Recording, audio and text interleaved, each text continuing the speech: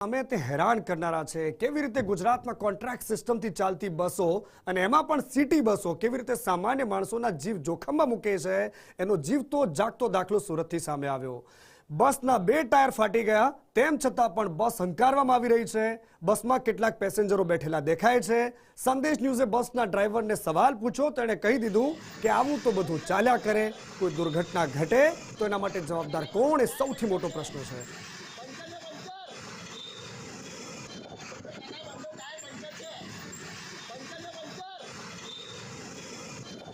અને સુરતથી સહયોગી જયેન્દ્ર મારી સાથે જોડાયા છે। જયેન્દ્ર, આખા મામલામાં જ્યારે તમે કોઈ સત્તાધીશોને પૂછ્યું હશે આ મામલે શું કાર્યવાહી થઈ રહી છે, કારણ કે આ સામાન્ય લોકોના જીવનો પ્રશ્ન છે?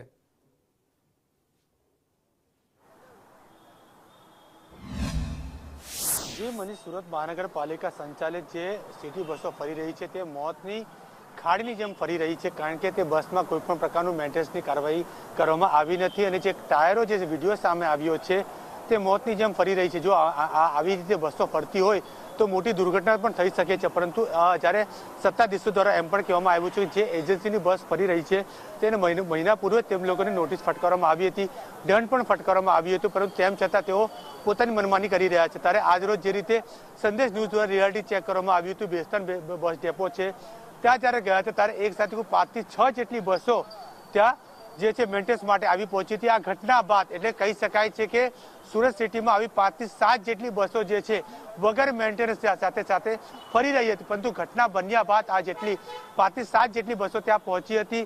એમાં 3 થી 4 જેટલી બસો હતી તેની જે છે ટ્રક જે છે ટાયર બદલવાનું કામકાજ ચાલતું હતું। મહત્વની બાબત એ છે કે જ્યારે આવી બધી બસો ફરતી હોય તો ત્યારે ફક્ત બસના ડેપોના જે મેનેજર એમ જણાવ્યું કે છે બસ ડ્રાઈવર જે હતો જે રીતે સંદેશ રિપોર્ટરને જે જવાબ આપવામાં આવ્યો હતો તે આવ્યો, બસનું ટાયર બદલાવ્યું અને ત્યાંથી તેને રવાના કરી દેવામાં આવ્યું છે, પરંતુ કોઈ પણ પ્રકારની નક્કર કાર્યવાહી નથી કરવામાં આવી। પરંતુ આવી જે એજન્સીઓ હોય છે તે પાલિકાનો કરોડો રૂપિયાની જે કેસ છે તે કેસ લઈ લે છે અને ખાલી કરી રહી છે તેવું સામે આવી રહી છે, પરંતુ મોતની બસ સુરત સિટીમાં ફરી રહી છે તેવું હાલ સામે આવી રહ્યું છે। જી બિલકુલ જયેન્દ્ર, આભાર આપનો।